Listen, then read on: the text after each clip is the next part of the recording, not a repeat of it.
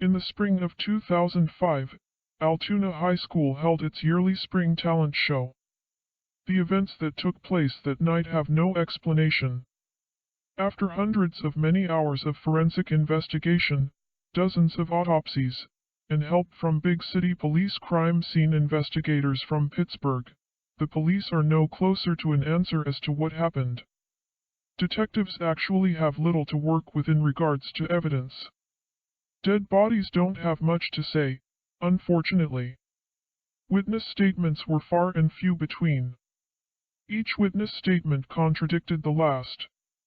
It doesn't help when the very few witnesses that had anything substantial to say ended up dying. Whether it be by suicide or car accidents, all those close enough to recall the events of that night were dying off quickly. Some did not die. For example, firefighter and first responder Tim Collins complained of nightmares at first. Tim turned to the booze and oxys at an attempt of self-medication. Tim's issues were manageable until he began to have hallucinations, both auditory and visual. One night, Tim attacked Jessie, his 14-year-old daughter, with a tire iron. Tim claims that Jessie wouldn't turn down the music. Jessie was found in her room, beaten to death, along with her mother Joyce.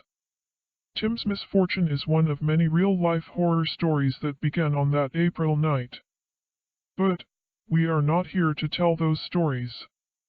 We are here to tell one story. From what could be gathered from the evidence that fills over a dozen file cabinets and what little could be learned from witness reports, there is one single thread of commonality. There is one person that is uniformly mentioned throughout the investigation. Her name is Anna. This is a compilation of accounts from the Altoona Police Department's most reliable witnesses. What you are about to hear is shocking to say the least. Is this a story that has been exaggerated to create a new urban legend? Or are these accounts the truth? A truth that will test everything you believe in. Be warned, what you consider reality will be challenged by these events. Anthony Quinn, author of Finding Anna, The True Story of Teenage Violence. This is Brad Martin's June 2006 police statement regarding the incident. This statement was given before Brad was involuntarily committed to the Altoona Hospital's Behavioral Health Unit. Brad never left the hospital. He hung himself with a rope he constructed out of his bed sheet. If you want the truth regarding the incident that happened on that spring night, then you came to the wrong fucking person. Thank God I decided to walk out before Anna's performance. So, I guess I won't be very fucking helpful. What I can tell you about is Anna. I wish I could tell you everything there is to know about her. Since the event, I have been obsessed with her. She was so shy and backward. Like a mouse, she was silent. Thin as a rail and awkward as a teen could be, Anna epitomized what a rough adolescence looked like.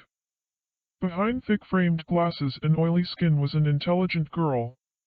She always enrolled into the advanced classes and always did very well. The only reason I know she did very well is because I used to look over her shoulder during tests, trying to sneak a few answers. She used to catch me looking but would bashfully smile and ignore the invasion of her academic privacy. When my tests came back with B+S, I knew it was because of Anna. Well, or her lack of concern for my deviant behavior. Between classes were the worst times for Anna. It always seemed like the hallway sharks, as I like to call them, came out to feed on Anna. Taunts and barbed comments like, "Hey scarecrow bitch, come study my dick TIONARY, and, Anna, did your mom get your clothes from the dump?" Even Anna's personal life was held against her. Her mother worked at the recycling plant on Skyline Drive. The guys used to make sure that Anna knew her mother had a less than a lucrative occupation. Anna always stayed composed and took all insults with stride. It was as if she gotten her revenge on them in some way. It was like she knew something that the bullies did not. I guess that is why I liked Anna so much. Not just because of the free answers I got from her, but just the way she held herself in the face of adversity. I wish I could say that I got to know Anna more. At the time, I could see why my friend Tom liked Anna so much. You know, in an I want her as a girlfriend way. But, that was before we knew what the spring talent show had in store for us all. If I did know what was in store, I would have killed that crazy bitch myself. I would strangle the life out of her. Because of her, I can't sleep. Because of her my friends are dead. Because of her my college career never happened. It's hard to move 3 hours away from home when visions of this bitch haunt me in my sleep. After being put on this medication, the doctors say the dramatic shift into college life would make me unstable. April 2005 Altoona High School music director Mr. Jeff Gates, witness statement in the hospital. He supervised the spring talent show. He escaped the incident with minor injuries. Mr. Gates took an early retirement after the tragedy. He and his wife Stacy were moving to Arizona. Jeff and Stacy Gates were killed in a car accident leaving the city. The bodies were burned so bad that dental records were used to identify the bodies. Hi, my name is Mr. Gates. I am the high school music director. You want to know what happened last night? I am not going to talk about it. None of it. Speaking frankly, I don't even know what I saw last night. I will leave it at that. I guess I can tell you a little about Anna. Well, Anna was such a sweet girl. I always caught her in the band room before, during, and after school. She was an amazing piano player. In fact, I would consider her a savant. When she sat down to play it was as if time stopped for her music. Her fingers were like musical pistons driving a symphony of wonderful sounds. I wish I could have gotten her more interested in actually being in the band. When she would stop by and ask to play the school's piano she always asked for permission. Like I could say no to her I would try and talk to her about joining up. She would always give a shy no. She claimed to be very busy with work after school. I even called her mother for support in my plans in getting Anna in the band. Her mother would respectfully decline and say, Anna is very busy with work after school. When I found out that Anna signed up for the spring talent show, I was so excited for her. Maybe she would realize how fulfilling it would be to play in front of an audience of people. Anna was not very respected in the high school hierarchy. This could be her chance to change all of that.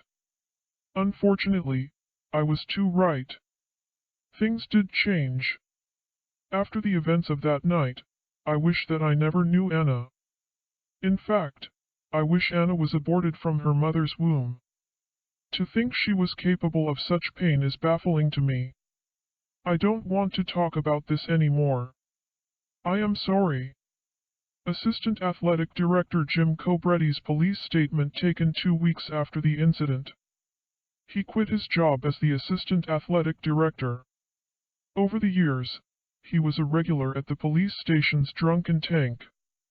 He is always talking about Anna's music in his slurred drunk stupors. It is safe to say that Jim's scared fatty liver would have killed him if the .45 caliber bullet to the head did not.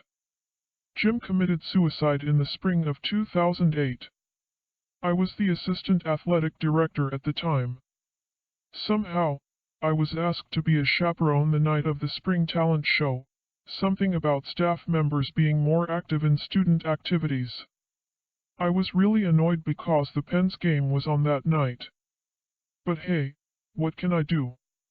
The talent show started like every other lame talent show that has ever graced a high school auditorium. First, Susan McMahon did a cover of Katy Perry's latest hit. More like a hit to the head by the way she was singing. It was proof that not every child is a talented American Idol contestant, no matter what mommy and daddy say. There were comedy acts, dance routines, and one kid even tried magic. I almost died of laughter when the kid's rabbit shit in his magician's hat. But, that was about all the excitement that I could pull out of being at this talentless show. Laughs then, the curtain went down and the lights went dim. I thought the show was over at this point. But, wait. No. One more act. It was Anna. That's right. She was going to play the piano. Apparently she plays very well. She was in my gym class last semester. The poor girl had it rough in my class. She was about as athletic as a 90-pound awkward skinny girl could be. Making her play dodgeball is something I regret. She practically begged me not to play. I told her if she did not participate, she would get a 0 for the day. Anna, being the diligent student she was, sucked it up and played. Dan, our school's top athlete, really had a hard-on for Anna. I never understood why. I guess when you are a young hot shot, it is fun to pick on weaker kids. Dan was notorious for bullying, but nothing too serious. This time though, he crossed the line. During the dodgeball match, he saw Anna hiding behind the rest of the students. Dan has a sniper rifle for an arm. I could see it in his eyes what he wanted to do. Before I could stop him, Dan blasted Anna right in her face, breaking her glasses that cut into her eye and cheek. She hit the floor sobbing. Not one student came to her aid. I blew my whistle and ran over to her. In the back of my mind I thought she was being a little dramatic. I mean, it was only a rubber dodgeball. But, I underestimated the extent of her injury. As I bent down and gently brushed the hair away from her face, I could see where her broken glasses sliced through her eyelid. And in that instant, I witnessed feral rage in that little girl's eyes. In all my years of coaching, I have never seen a look of such intensity and rage in the eyes of a student. I tried to help her up. With surprising force, she slapped my hand away and ran off into the girls' locker room. Before she got to the locker room, she turned around and gave a very odd smile.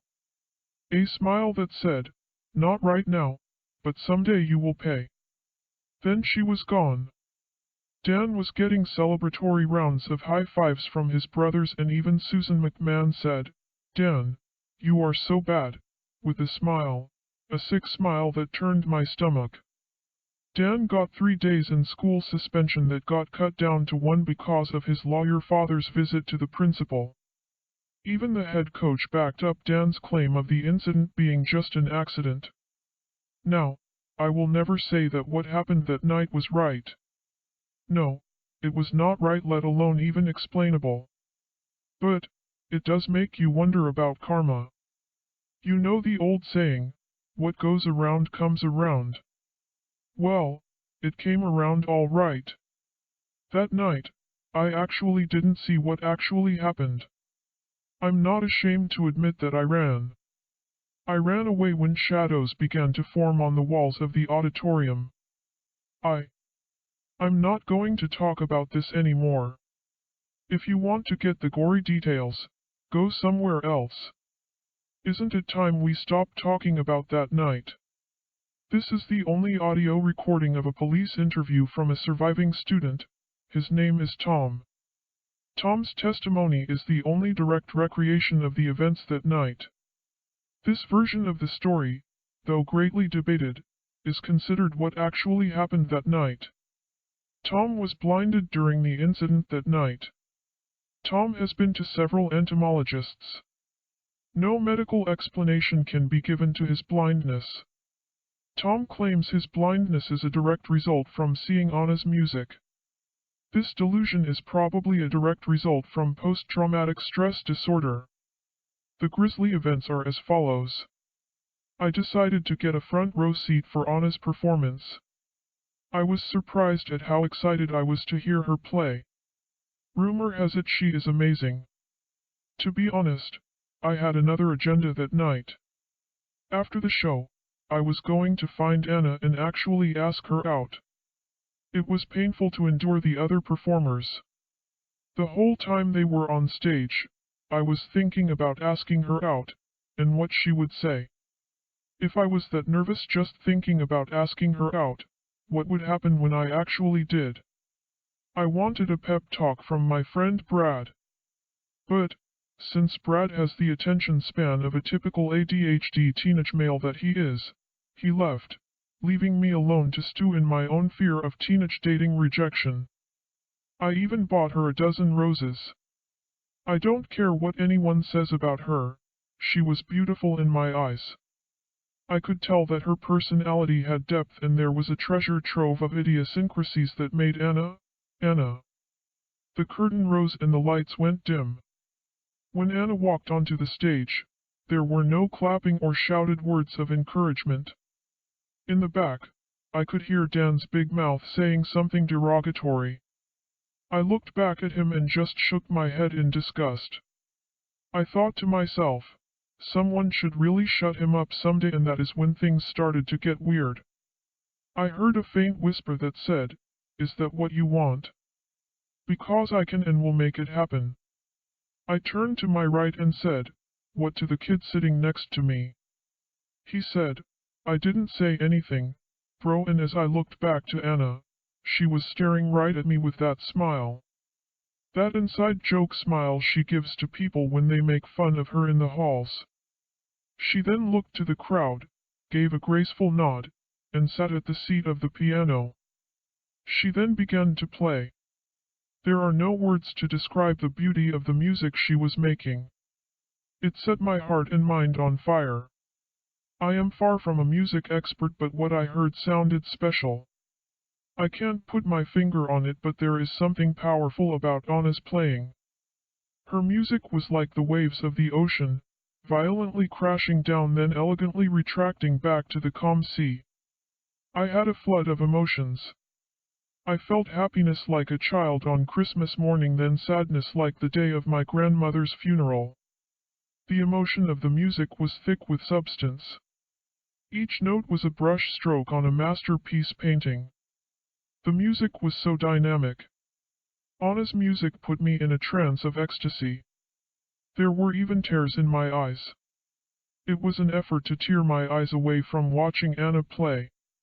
I was looking at the faces in the crowd, to see if my fellow students were as moved as I was. My words are still falling short describing how amazing this moment in time was. But, it would seem that not everyone enjoyed the music like I did. I seen faces twisted in disgust. People were getting out of their seats in a rush. The guy sitting next to me was even clutching his ears as if this wonderful music was equivalent to nails on a chalkboard. This angered me to see people reacting like this. Actually, it fucking pissed me off. To see a girl who has been beaten down all her life and now has the power to bring people to their knees, screaming in agony. Wait. No, Anna's music gave her the power to rip them asunder, blood covering the walls. Wait. No. I'm confused. That's not what it was like. It was beautiful, it was graceful, it was death. Suddenly, the people around me erupted into a whirlwind of violence. Did something happen, like an accident of some sort, and people were fighting to escape? I heard that you can go into shock without knowing you have gotten hurt. What the fuck is going on? I turned to the guy sitting next to me to ask that very question, and he was disemboweling himself. He was looking at me with a dead-eyed grin while pulling his own intestines out. He was shouting like a madman, "Do you hear? Do you fucking hear the beautiful sounds of hell?" My knee-jerk reaction was to get up and run, but fear turned my legs to jelly. I was in such a state of confusion and paralyzed by fear. I wanted to help him, but the beautiful music shoved me right back into my seat. It was like Anna's music wanted me to witness this. But why? The rational part of my brain was frantically searching for a reasonable explanation, but none were found. Could they not hear it? Were they deaf to Anna's magnificence? Was it the music that turned these people into psychos? While I continued to try and rationalize this situation and hid my eyes from the scenes of carnage, that whisper of a voice returned to me saying, "Open your eyes, Tom. Please, you are meant to witness this." I didn't want to listen to this disembodied voice, but pure morbid fascination forced me to turn and witness what the voice wanted me to see. Strange geometric shapes flashed like a strobe light and tattooed my retina with an afterthought of the shapes. I had no idea what these shapes were, but I knew they were wrong somehow. The shapes alone made me sick. On some instinctive primal level, I knew I should not see these shapes, like how animals are naturally fearful of fire. For some reason I knew they were older than time itself and contained power that could never be explained with human vocabulary. It was a charnel house inside the auditorium. Students were ripping their eyes out. Ears were bitten off of heads. Within seconds, blood flowed down the aisles and pooled in coagulated puddles at the front row. The math teacher, Mrs. Brown, repeatedly bashed her head into a wooden pillar while laughing and screaming in equal measure. The sound of the massacre never fell on my ears. It was replaced by the beautiful music, Anna's music. The violence flowed with the music itself. I turned to Anna. She was still playing. She was frantically pounding the keys of the piano. Blood soaked the keys from broken fingers. Blood dripped from the old wound on her eye. The entire time she manically played, she kept that smile. Shadows seemed to manifest like growing pools of water from where Anna played. They crept up the walls all along the auditorium. Within these unnatural shadows were tormented faces screaming and angry. Ghostly claws ripped from the shadow into the violent horde of spectators. Throats were slashed, spines broken, heads ripped from bodies. The crowd did not seem to notice the demonic apparitions while they dove deeper into acts of violence and self-mutilation. What I seen is unspeakable. It was an orgy of the macabre, death intertwined with sexual acts to the flowing music that Anna pumped into the auditorium like the pulse to this massacre. My head started to swim. The unexplainable shapes I seen were somehow an explanation to the violence around me.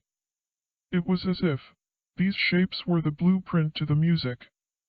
Not like musical notes like on sheet music, but they were the inspiration for the music, the primogeniture of the music.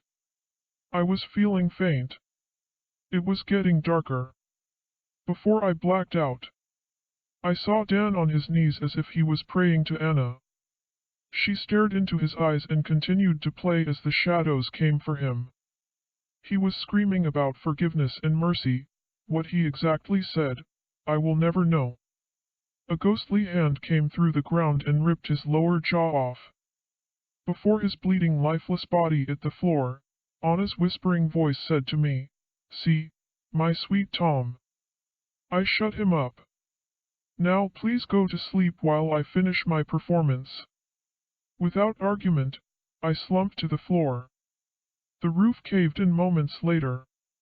I woke up to the sounds of sirens and a burly firefighter picking me up off the ground. "We got a live one here," he said. I heard screaming from the crowd that formed outside the auditorium. I heard things like, "Was it a gas explosion? A bombing, and where is the gunman?" I tried to ask about Anna in my dazed stupor. I must have blacked out again. Next thing I know, I'm in a hospital bed with a nurse there, changing my bag. Was it real? Only the memory of the music is the reminder that what happened that night was real. After Anna's mother Debbie was found hung in her home on Skyline Drive, this note was found on her person. According to the date of the letter, it was written the day of the talent show. It was addressed to Mom, from Anna. "Dear Mom, I am not going to get into reasons why I did what I did. Sure, I could talk about how I was picked on.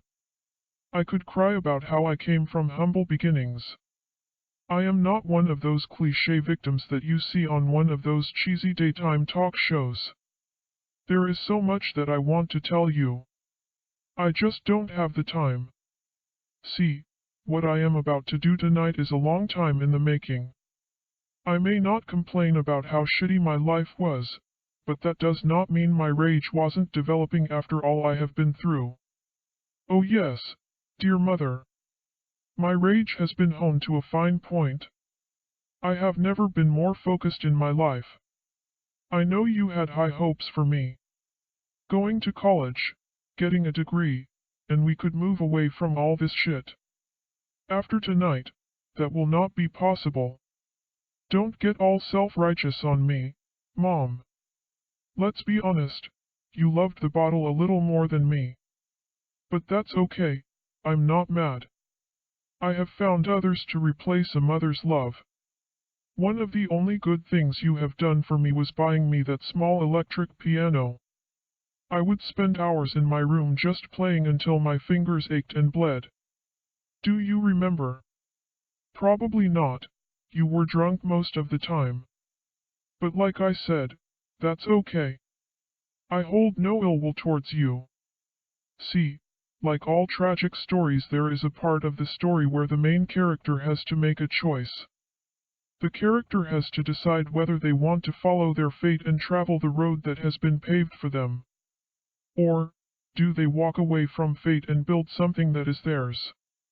Well, Mom, I chose to blaze my own trail.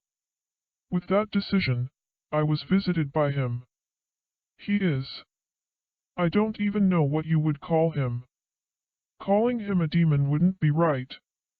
He is not a ghost. I guess you could call him a form of energy. He has been around a very long time. He is very old and very wise. He has told me some amazing things. He has taught me so much. He came to me in a dream at first. The dreams would get more realistic and detailed. Then, I started to see him at the corner of my vision. I would turn to see him and then he would be gone. After that asshole Dan heard me in gym class, he finally revealed himself. When he finally showed himself to me, it was magnificent. There are no words to describe him. He picked me up and said he would help me. He said that we could hurt the ones who hurt me. Any other point in my life, I would say no to hurting people. But on that day, sitting in the locker room bleeding, I could only say yes. After that, he would visit me nightly. The room always gets cold and dark when he shows up. He usually would come to me when I played my piano. He said that I am very talented and people should hear me play. He said that I have a gift and that I should share it with the world. He told me that if I played in front of everybody, people would respect me and maybe even love me. That's why I made the decision to play in the talent show, to give everyone my gift of music. He will be there tonight. He said that he wants to see the looks on people's faces when I perform. Wish me luck, me. I have a feeling that I will not see you again. He said that if I play well tonight, he will take me with him. He wants to show me a place that is very special to him. I better practice before tonight. He said that my music will have a special sound tonight. I am so excited, Mom. Anyway, goodbye, Mom. Wish I could say more, but he said not to ruin the surprise. The following was supposed to be the opening to my book about Anna and the events that night. After recent events of my own, this has somehow become my suicide note. I have dug deep into this tragedy. In fact, I have dug too deep. For a year and a half straight, I have been searching for the truth. This truth is my nightmare, now. For all intents and purposes, I have found the truth, or more like the gaps in this story. Actually, these truths have found me. Where did Anna learn her power? Who was this dark force that visited her? And why were all the other witnesses killed so mysteriously? I found all the answers. I even documented everything. But, you will not know these truths. Some truths need never to be understood. You will not understand right now, but my death is needed so others may live. I know, you don't get it. I'm not sure if I fully do. If you find my files, please do not read them. I made the mistake of being arrogant. I was stupid enough to think that this was just another story of a teenager violently breaking under the pressure of high school life. If you are an arrogant young author trying to write the next masterpiece of the century, like me, you will regret it. If you pick up where I left off, which I know someone is stupid enough to try, you will end up just like me. What you have heard so far is just the beach, and there is an ocean of horror left to be explored. Did you think that Anna was the first? Did you? You have so much to learn and understand. The past 20 years are filled with kids like Anna. But I don't have time to explain this to you. I guess this is it. To save the lives of my family, I must fucking shoot myself in the head. My wife complained of seeing weird geometric shapes in random everyday objects. Just like me, only a few short weeks ago. Just like Tom said during the incident. I have to go. He is here, standing in the corner, just watching me. I know what he wants and he can't fucking have it. I will do anything to save my family. I hope it isn't too late to save them. Anthony Quinn was going to be the author of Finding Anna, the true story of teenage violence. This is a promotional email for Christian Stewart's book The Forbidden Story of Anna, The Truth That Was Denied. An excerpt from the book was included with the email. Anthony Quinn, the author of the highly anticipated and unreleased book Finding Anna, The True Story of Teenage Violence, was found in his home with a self-inflicted gunshot wound to the head. His wife and 2 sons were found in the master bedroom. Their deaths are yet to be explained. According to autopsy results, the children died of traumatic brain injuries which caused a cerebral hemorrhage in both boys. The mother Janet died of a profound compression and dorsal dislocation of the brain stem. This autopsy report is the clean-cut version for the papers. What really happened? Janet bludgeoned her 2 children to death with her fists until her hands broke and somehow found the strength to snap her own neck with the same broken hands. There were strange symbols and shapes written on the wall with blood, as if some ritual occurred. In this book, I, Christian Stewart, have found the truth of Anna and the series of deaths related to the incident that night. The truth will be uncovered and fully investigated. Many authors have failed, but I, Christian Stewart, found secret documents that have never been seen before. For the first time ever, these documents will be released to the public exclusively in my book. Coming soon. Pre-order at Barnes & Noble now. In this book, I, Christian Stewart, have found the truth of Anna and the series of deaths related to the incident that night. The truth will be uncovered and fully investigated. Many authors have failed, but I, Christian Stewart, found secret documents that have never been seen before. For the first time ever, these documents will be released to the public exclusively in my book. Coming soon. Pre-order at Barnes & Noble now.